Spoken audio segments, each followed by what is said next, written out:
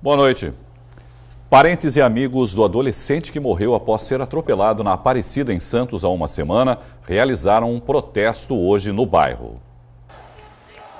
Em passeata pela Avenida Epitácio Pessoa, na Aparecida, os manifestantes chamavam a atenção dos motoristas e pediam justiça. Queremos justiça! Queremos justiça! Queremos justiça! O caso aconteceu no último dia 9, um domingo, e foi bem aqui neste ponto. O Matheus acompanhava o padrasto por volta das 5 horas da tarde, depois de um dia de trabalho. Eles iriam guardar o carrinho de bebida com o qual trabalhavam bem aqui neste terreno atrás. Eles faziam este caminho todos os dias. Imagens de câmeras de monitoramento que ficam em frente ao local do atropelamento mostram um carro vindo em alta velocidade. Matheus é arremessado. Ele vinha a mais de 90 km por hora, porque eu sou motorista, eu dirijo. E o cara veio com uma BMW que tem um freio que é só você cutucar. Se você olhar direitinho a imagem, ele sobe em cima do passeio a milhão e o moleque voando do lado do carro dele. É só olhar as imagens. Aí esse cara vai ficar impune, esse canalha, ele não pode. Como é que o delegado entende que ele não teve intenção de matar, uma vez que ele sai de casa com a CNH dele vencida há 1 ano? Ele não poderia estar nem dirigindo. Como é que um carro a 50 km por hora vai bater em um cidadão e sair e jogar essa pessoa a quase 40 metros de distância? A gente não está conseguindo entender. Segundo o grupo, o atropelamento que levou à morte do estudante foi criminoso. O motorista Rafael Aflalo, de 20 anos, chegou a ser ouvido pela polícia e responde em liberdade pelo caso. A princípio, o homicídio culposo quando não há intenção de matar.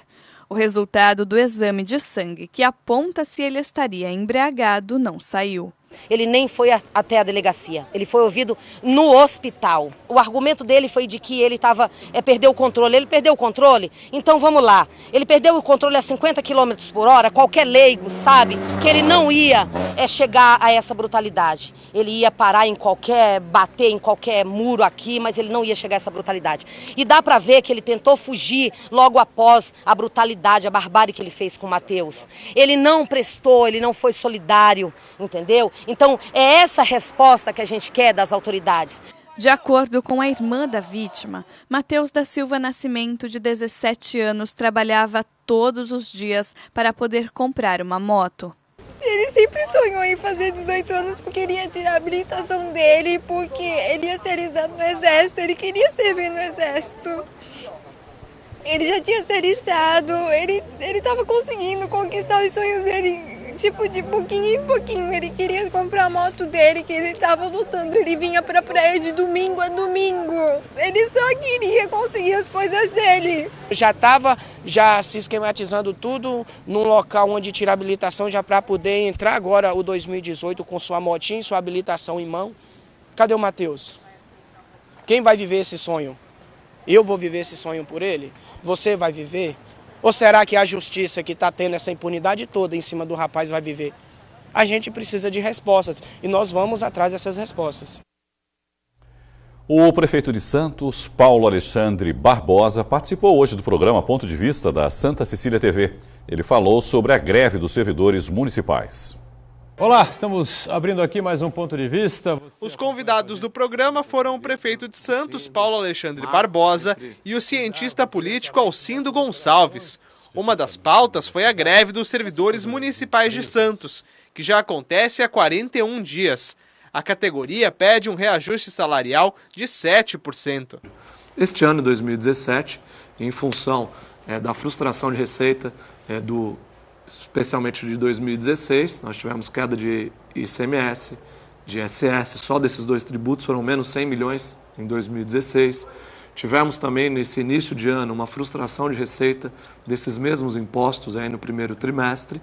Nós não tivemos condição de dar um reajuste que não poderia ser cumprido. Então, nós não tínhamos nem recurso, de fato, com a queda de arrecadação do ano passado, somada essa frustração, nós deixamos de arrecadar também no primeiro trimestre aquilo que estava previsto já em 2017, nós não tínhamos nem a previsão do orçamento integral para pagar a folha de 2017. Outro assunto foi a decisão do Supremo Tribunal Federal que permite a cobrança do IPTU de empresas de economia mista e arrendatárias do Porto de Santos. Eu diria que essa tributação, esse recolhimento de impostos, além do efeito financeiro, que vai obviamente ocorrer só a partir do próximo ano de 2018, mas é uma justiça tributária que se faz, é uma justiça social, porque esse imposto vai ser revertido na prestação de serviço para a cidade, para a população, para o cidadão que absorve os impactos da atividade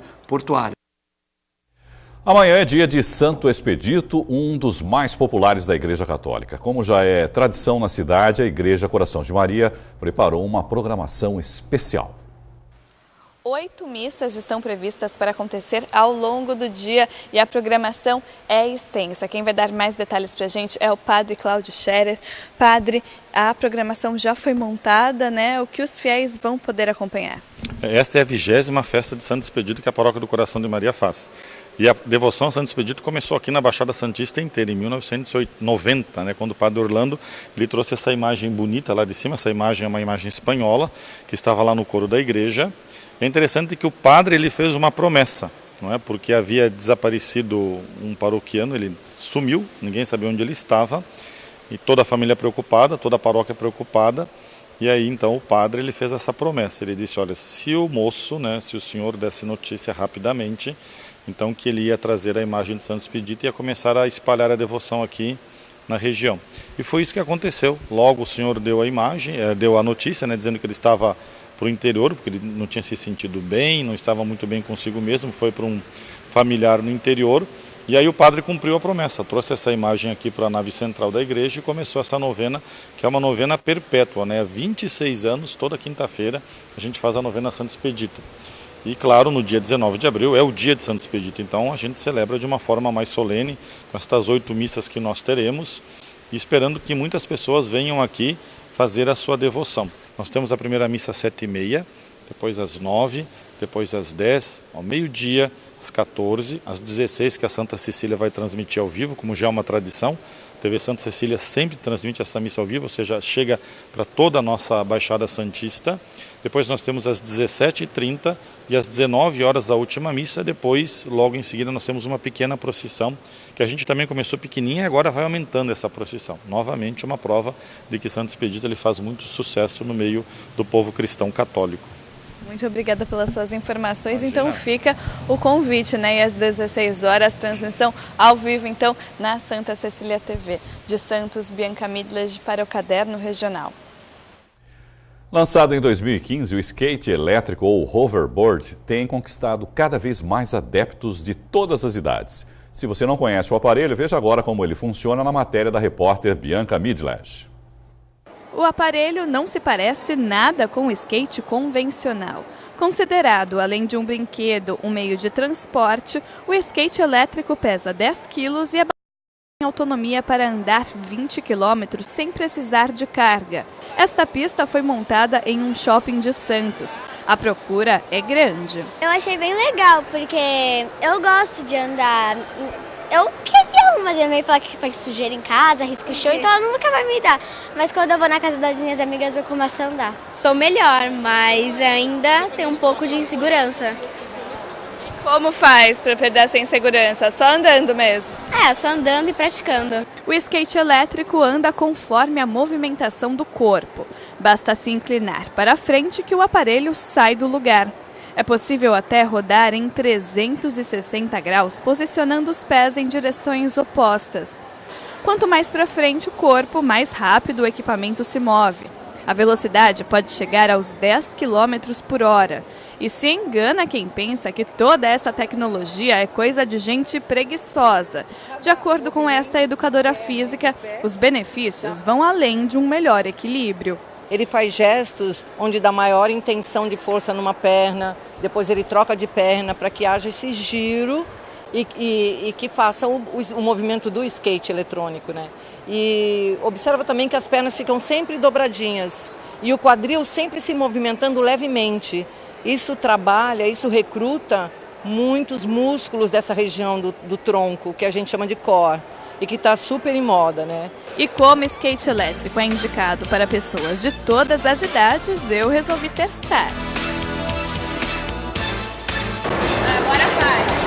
Olha, no começo é até difícil, mas nada que não se aprenda rápido.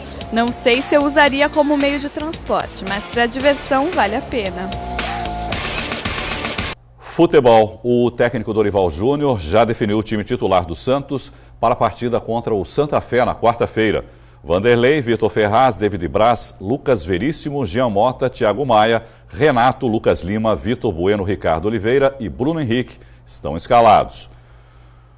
Hoje, a Prefeitura de Bogotá proibiu o treino com chuteiras do Peixe no estádio El Campín. O apresentador do programa Esporte por Esporte, Armando Gomes, está na cidade e falou sobre o assunto com o vice-presidente do time, César Conforte. Aqui na Colômbia, Bogotá, uma cidade aqui de 9 milhões de habitantes, estou ao lado do vice-presidente do Santos, chefe da comitiva, Dr. César Conforte. Conforte, me diga uma coisa aqui. O Santos não pôde treinar no estádio El Campín, por quê? Porque a confederação tem como norma não se autoriza o treinamento, o reconhecimento do campo, principalmente em dias de chuva, porque pode haver alteração do campo. Então eles liberam treinamentos ao reconhecimento do campo, meia hora, com a utilização de tênis. Coisa que nós não concordamos, o nosso técnico não concordou e, portanto, vamos fazer um treinamento em outro campo e depois o reconhecimento, simplesmente vamos reconhecer o campo que nós temos no jogo amanhã. Bom, é bom que se diga o seguinte, que a permissão foi dada desde que o Santos treinasse de tênis. E o Dorival falou, tênis não adianta também, foi isso, doutor? Foi. Tênis pode, inclusive, haver alguma lesão, né? Porque com o campo molhado, você leva um tombo com muita facilidade, né? Aqui também são 2.800 metros, é isso? 2.600 metros. Não é mole, não. Não, você sabe, você se sentiu mal. E a gente sabe que é complicado, nós estamos à beira-mar, então é zero de altitude, e quando você vai pegar uma altitude maior dessas, você pode ter complicações, né? Isso. Quero até agradecer ao doutor Conforte, porque ele, como chefe da comitiva, foi quem me tratou. Passei muito mal, não há nenhuma demagogia, o doutor César está aqui ao meu lado, e ele me medicou, estive no quarto dele, que transformou em consultório repentinamente, mas com a graça de Deus estão aqui, graças a ele também. Obrigado, viu, doutor? Estamos às ordens. É um prazer, melhor ainda, poder tratar dos amigos, né? Obrigado. E vamos em frente. Obrigado. Direto de Bogotá, Colômbia, especial para Santa Cecília TV. Bye, bye. O ex-jogador do Santos Futebol Clube, Caneco, morreu hoje aos 70 anos. Ele disputou 16 jogos com a camisa do clube e marcou um gol. Caneco ficou conhecido por ter participado de um dos mais belos gols da história da Vila Belmiro.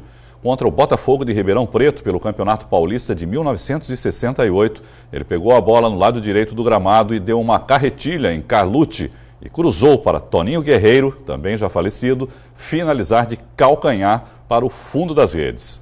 Ainda não há informações sobre a causa da morte nem sobre os funerais. Hoje é comemorado o Dia Nacional do Livro Infantil. A data foi instituída em 2002 e homenageia o escritor Monteiro Lobato, que nasceu em 18 de abril de 1882. A Escola Municipal Duque de Caxias, no Jardim Guaçu, em São Vicente, não deixou a data passar em branco. Para comemorar, os alunos de 3 até 5 anos de idade assistiram a uma peça adaptada da história do Sítio do Pica-Pau Amarelo, uma das principais obras do escritor Monteiro Lobato. Pode pirlim, ai, essa Emília só inventa, desde o dia que ela comeu aquela bendita pílula que deixou ela falar. Eu vi o Kiko, eu vi a Emília, eu vi a Dona Benta, eu vi todo mundo que veio aqui no palco aqui. É a história infantil que vai dar subsídios para as crianças quando elas crescerem, elas conseguirem resolver os problemas, elas saberem das dificuldades da vida e elas não perderem o encanto da infância. Os livros infantis ganham mais espaço no mercado brasileiro. Dados do Sindicato Nacional dos Editores mostram que no ano passado, o crescimento nas vendas desse gênero foi 28% maior em relação a 2015.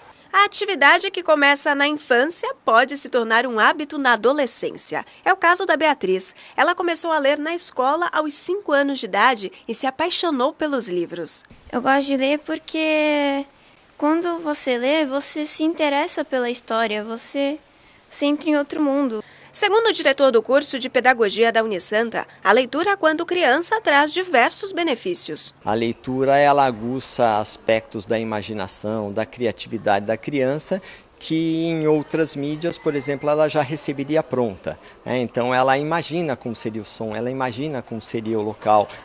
Então isso dá um desenvolvimento à criança que é ímpar. Ele também dá dicas para estimular a leitura dos pequenos.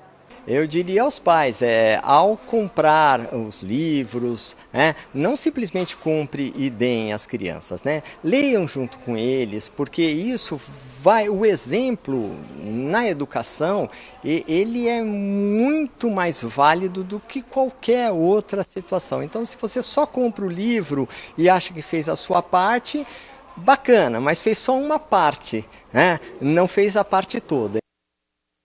Ainda sobre leitura, nós recebemos aqui na bancada do Caderno Regional a escritora Lu Menezes. Lu, boa noite, seja bem-vinda. Obrigada. Lu, a garotada está lendo mais do que nunca e a gente está completamente enganado, a maioria das pessoas achando que as crianças não leem mais, não têm interesse por livro, já que se a gente parar para pensar, nesse bolo de mercado literário, a fatia infantil é a maior hoje.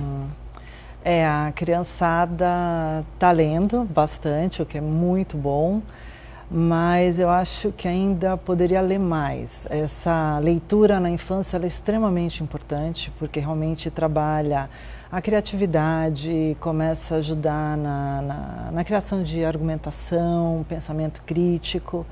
E quando você tem os pais e a escola intermediando, é muito mais fácil da criança se apaixonar por esse universo. Isso que o professor Fábio Jordão falou é importante, Lu? Quer dizer, muito importante. Ler junto com a criança e não simplesmente falar, olha, está aqui o livro e se vira agora. A criança ela precisa de alguém que intermedie, que ajude, que mostre para ela, até porque muitas vezes ela não domina todo aquele vocabulário, às vezes tem ali situações que para a criança são complexas, mas que é muito mais fácil se você resolve numa história do que se você tiver que enfrentar sozinho no seu dia a dia. Então o livro ele ajuda até nesse amadurecimento da criança. E óbvio que com os pais ali ajudam a segurança é muito maior, a diversão é muito maior, é muito importante sim. Bem legal isso. Agora, se nesse segmento de infantil as vendas são boas, são significativas, por que isso não se reflete nas outras idades, por exemplo, entre jovens, adolescentes e adultos? Por que não se perpetua, vamos colocar assim, esse hábito pela leitura com o passar dos anos, Lu? Porque quando a criança é pequenininha, os pais eles estão mais presentes. Depois a criança começa a se virar e os pais já vão deixando um pouco mais a criança sozinha. A escola é a mesma coisa, começa a ter muito conteúdo, é muita atividade extracurricular, é correria, é um mundo digital que é muito mais rápido, ele é fácil, vem tudo pronto para você, então são muitas outras opções ou até responsabilidades, e aí quando vê a criança ou adolescente, acabou deixando de lado esse prazer da leitura, o que é uma pena. E para piorar, aí chega a hora de entrar em contato com uma literatura mais densa, mais rica, a criança ou o adolescente ele não tem mais tempo e aquilo acaba virando uma lição de casa, alguma coisa... Uma obrigatoriedade. Exato, e aí ele perde o prazer. E ler os clássicos, mesmo os brasileiros, é meio complicado mesmo, Se você pensa num Machado de Assis, num Guimarães Rosa, não se questiona aqui a qualidade da leitura e da literatura. Mas são mais densos e mais complexos, né, Lu? Você tem que estar preparado para a leitura, você tem que entender quando ele foi escrito, para quem ele foi escrito, realmente está pronto para entrar naquele universo. Até a própria linguagem, né, da escrita ali é completamente diferente, não é? E aí imaginar que um adolescente vai ter lá 5, 6 volumes à noite, cansado, para decorar. Não há chances. Aí pronto, aí ele se apavora, só volta a ler depois, muito mais velho. Queria que você falasse um pouquinho do seu projeto. Autoria, o que é esse projeto, como funciona? Ele tem muito a ver com o que a gente está falando aqui, porque ele é um projeto que, no final das contas, ele busca incentivar escrita e leitura, né?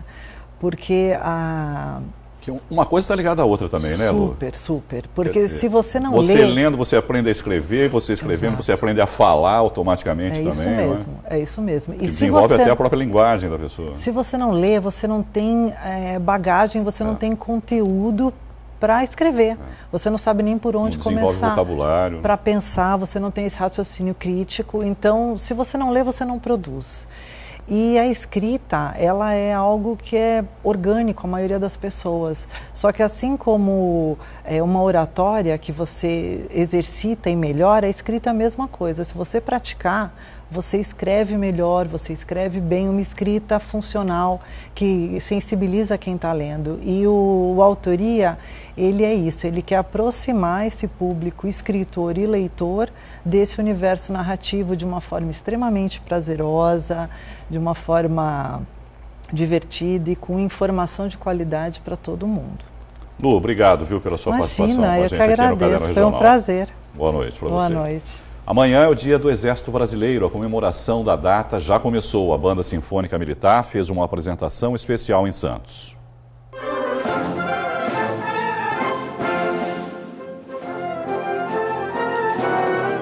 O início das comemorações do Dia do Exército em 19 de abril não poderia ser diferente.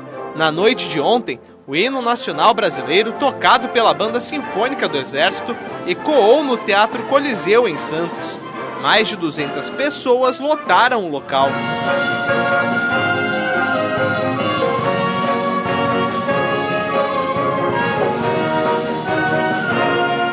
Para a gente é um motivo de muita alegria, porque a Banda Sinfônica do Exército Brasileiro ele faz parte do patrimônio cultural do nosso país.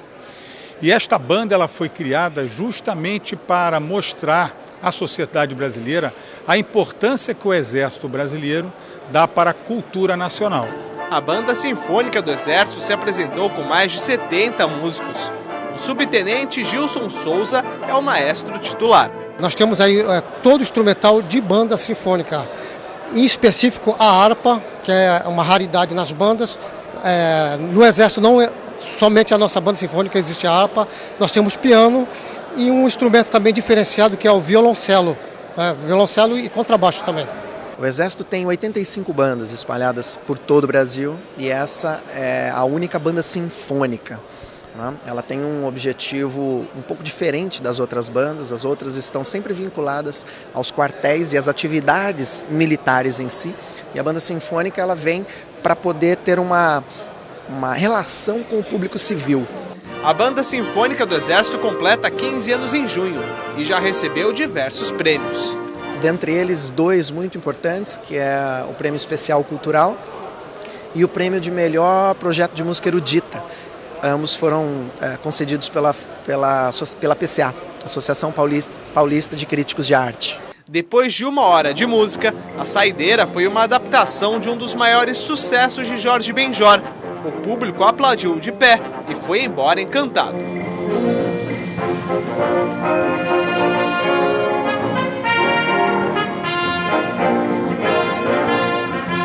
Muito bem tocado, muito legal mesmo. Gostei muito. Foi excelente, foi uma noite assim memorável, porque músicas populares brasileiras, sabe? Muito lindo, lindo, lindo. Chorei. Mais importante do que a qualidade da música que eles praticam é o que eles conseguem fazer com ela, não é? Que é divulgar os valores culturais do Brasil, especialmente o nosso glorioso Exército Brasileiro. Antes de a gente encerrar essa edição, as inscrições para o projeto Autoria da escritora Lu Menezes, que nós conversamos agora há pouco, podem ser feitas somente pelo site autoriacultural.com.br. autoriacultural.com.br. A edição de hoje fica por aqui. Você continua bem informado sobre Santos e região acessando o Santa Portal. Eu volto amanhã. Tchau.